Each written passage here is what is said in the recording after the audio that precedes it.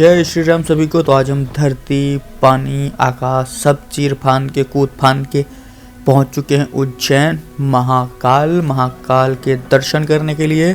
उससे पहले घर गए हम, गाड़ी में अपने गाड़ी को खाना पीना खिलाया, फिर गाड़ी में बैठ के विद फैमिली हम निकल चुके हैं महाकाल के दर्शन के लिए। एमपी में अहिल्या बाई का बहुत ज़्यादा वो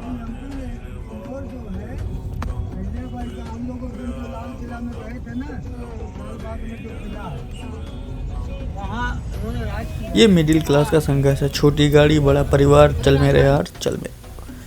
तो कई जतन करने के बाद आखिरकार हम महाकाल के पास आ ही गए। तो हम प्रवेश करते हैं पहले द्वार में, मृत्युंजय द्वार। ये अभी जो कुछ साल पहले कॉरिडोर बना था महाकाल का, तो ये द्वार बनाए गए हैं, अलग अलग द्वार चारों तरफ।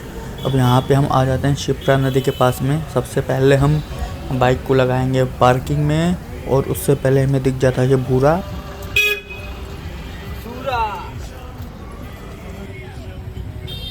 भूरा वो बॉलीवुड मूवी का डायलॉग याद आ गया, मेरा नाम है भूरा, मैं करता हूँ काम पूरा। फिर सबसे पहले हम जाएंगे शिप्रा नदी में, नदी नहाएंगे। हम लोग शिप्रा घाट पे जा रहे हैं।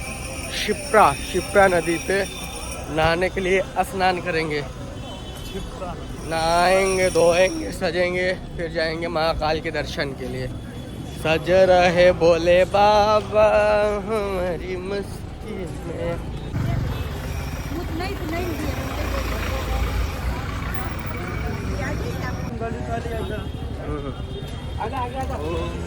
पार्किंग के पैसा तो देखे हैं।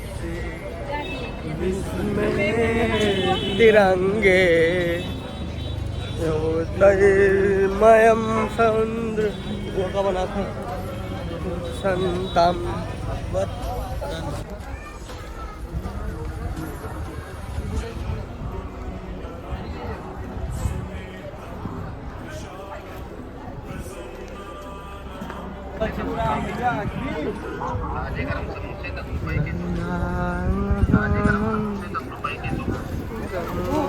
समोसे 10 रुपए के दो।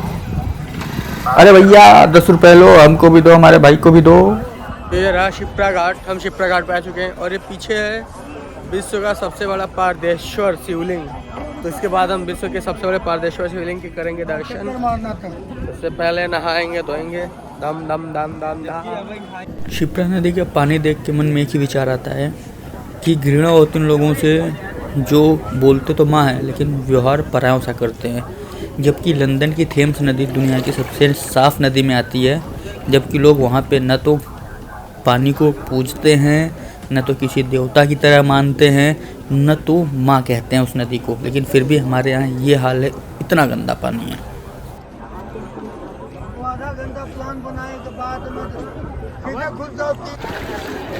अब जल कैसा भी हो, इतनी दूर आए तो स्नान करना आवश्यक हो जाता है। तो सर्वप्रथम हम स्नान करते हैं शिप्रा नदी में, फिर महाकाल के दर्शन के लिए निकलेंगे। उससे पहले हम पारदेश्वर शिवलिंग के भी दर्शन करेंगे।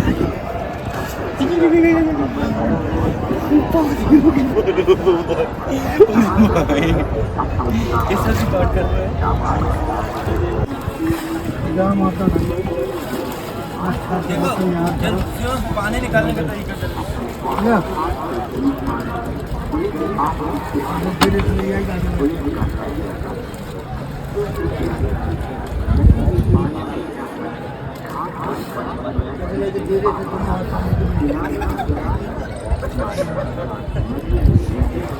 स्नान के उपरांत तो हम पुरानी प्रतिमाओं को नदी में प्रवाहित करते हैं। कुछ लोग इसको बुरा मानते हैं कि प्रतिमा नदी में डालते हैं, तो उनको बता दें भैया प्रतिमाएं चूने की बनी होती हैं, जो भी है। तो जो पानी में जाता है तो पानी में कैल्शियम बढ़ता है और जो भी पुराने कीटाणु होते हैं वो मरते हैं, जो पीने योग्य होता है, जिससे पशुओं को काफ़ी लाभ होता है।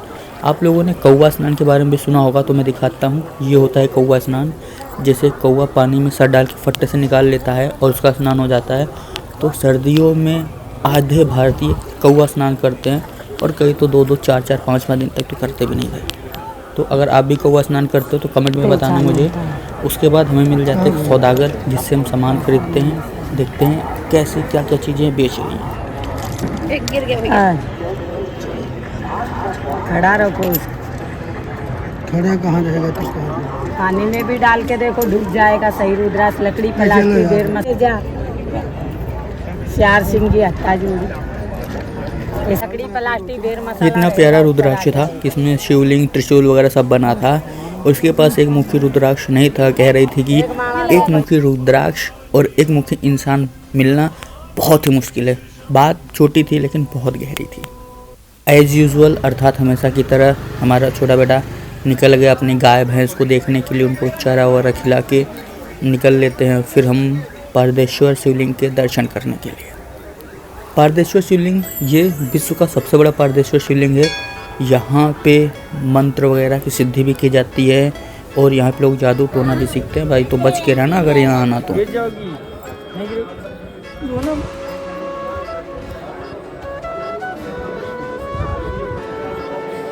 शिव का हूँ शिव मेरे मैं और क्या मांगू शंकर से। मैं शिव का हूँ शिव मेरे मैं और क्या मांगू शंकर से। मेरे मन में उनके डेरे मैं और क्या मांगू शंकर से। मैं शिव का हूँ शिव मेरे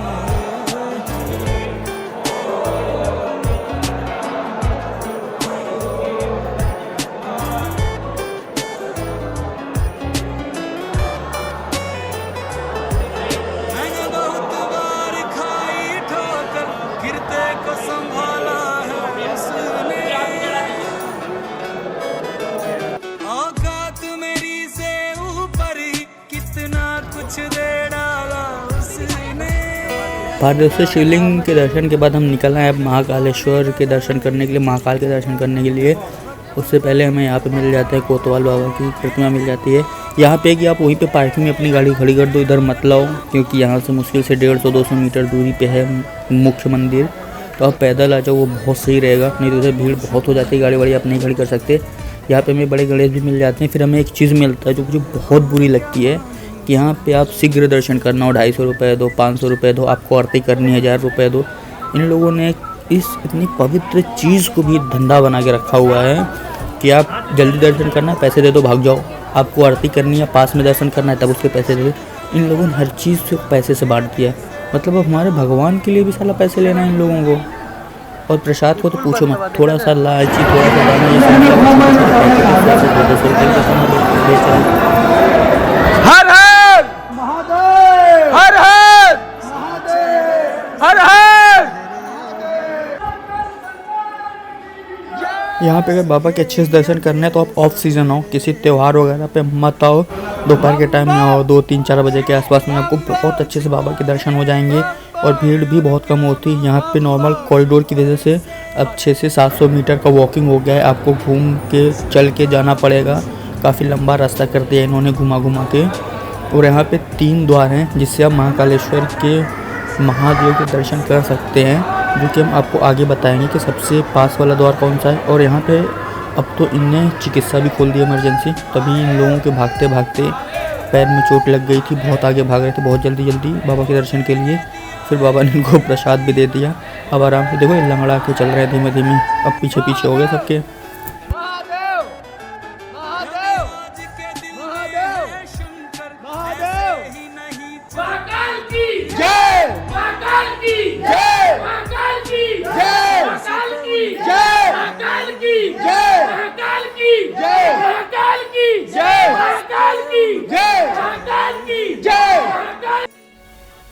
महाकाल ज्योतिर्लिंग के बारे में एक बहुत ही पुराना श्लोक है कि आकाशे तारकम लिंगम पाताले हाटकेश्वरम भूलोके च महाकालो लिंगम नमस्तुते नमस्तुते।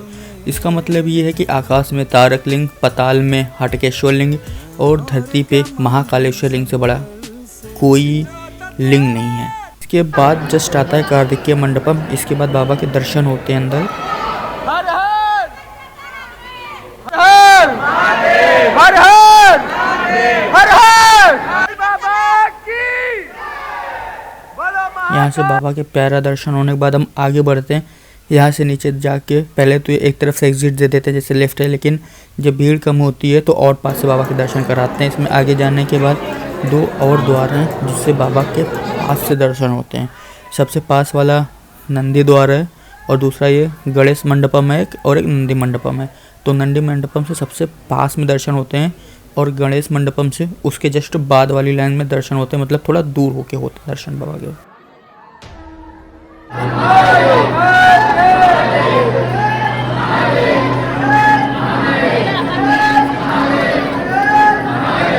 तो ये चीज़ पता नहीं थी कि नंदी मंडप से दर्शन करने पे बाबा के बहुत ही हम करीब जा सकते हैं, इसलिए हम लोग चले गए गणेश मंडप में, जो हमें थोड़ा बाबा से दूर बैठे थे हम लोग दर्शन करने के लिए। उसके बाद हमारे पीछे पूरा लगा हुआ था भस्म आरती का, पूरा बैठने की सीटिंग थी।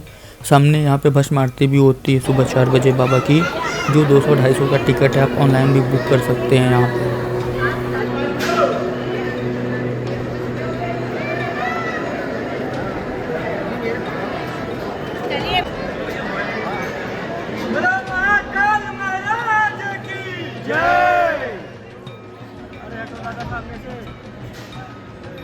पिछली बार आया था तो बहुत जल्दी भगा दिया गया था ऊपर से ही कार्तिकेय मंडप से, लेकिन अभी इस बार हम गणेश मंडप में खड़े होकर बाबा के दर्शन कर रहे हैं और बहुत ही प्यारा बाबा का दर्शन हमने किया और हमें बहुत ही अच्छा टाइम मिल गया बाबा के दर्शन करने के लिए, क्योंकि ऑफ सीजन था, कोई भी भीड़ नहीं थी और दोपहर के 3-4 बजे का टाइम चल रहा था, तो कोई ज़्यादा धक्का मुक्की भी नहीं थी, ना तो भागने की लगी थी ना तो कोई भगा रहा था हमें। और ये जगह है भस्म आरती के समय भक्तजन यहीं पे बैठते हैं और बाबा की आरती का लाइव प्रशासन भी अब तो यूट्यूब पे चल रहा है, तो यूट्यूब पे भी इजीली आप देख सकते हैं। फोटो वहाँ का मना है ना, कहीं का भी फोटो मना है।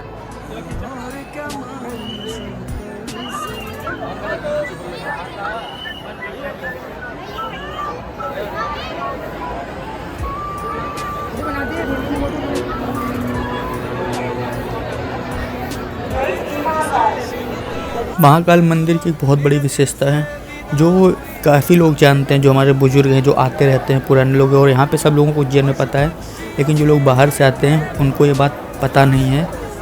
ये बात बताने से पहले हम पहले दर्शन करेंगे ओम त्र्यंबकेश्वर महादेव की। तो जैसे ये फ़ोन छीनने वाले तो इसलिए हम जल्दी से यहाँ से भाग लिए बाबा के दर्शन करके। इस मंदिर की विशेषता है कि महाकालेश्वर की मूर्ति को दक्षिण मुखी माना जाता है और जो हमारे गर्भ में मेन मूर्ति वो हमारे महाकाल बाबा की है, महाकालेश्वर की है, और जो बीच में है भूमि पर वो ओमकारेश्वर की है, और जो ऊपर बनी हुई है जो हमारे नागचंद्रेश्वर जी की मूर्ति है, जो केवल पंचमी को, नाग पंचमी को खुलती है और साल में एक बार दर्शन होते हैं। तो ये कह सकते हो आप, एक जो महाकाल है वो हमारे ज़मीन में है और जो नॉर्मल तल पे है धरती पे वो हमारे ओमकारेश्वर हैं। उसके बाद आसमान में जो बना हुआ है, जो फ्लोर पे बना हुआ फर्स्ट फ्लोर पे, वो नागचंद्रेश्वर है। तो 3 शिवलिंग एक सिधाई बनाई गई हुई, एक रेखा में बनी हुई हैं। और ऐसी विशेषता संसार के किसी भी मंदिर में, किसी भी शिवलिंग में नहीं है, इसलिए 12 ज्योतिर्लिंगों में इस शिवलिंग का बहुत ही बड़ा महत्व है और सबसे सर्वोच्च माना जाता है। और ये बात भी मुझे अभी पता चली, जबकि मैं पहले भी आ चुका हूँ। तो बाबा के इतने प्यारे दर्शन के बाद अब हम वापस निकल लेते हैं दिल्ली, क्योंकि दिल्ली में जाएंगे, फिर बिल्ली लाएंगे और बिल्ली के साथ म्याऊं म्याऊं करेंगी। अब आ गई हमारी ट्रेन। ये नहीं यार, ये तो तेल वाली है भाई, तेल निकालती है ट्रेन। तो चलते हैं, निकलते हैं बाबा के इतने प्यारे दर्शन के बाद। जय महाकाल, हरिओम, जय श्री राम। मिलते हैं आप सबको अगले ब्लॉग में। दिल्ली आ गए क्या यार, अरे मास्क लगाओ।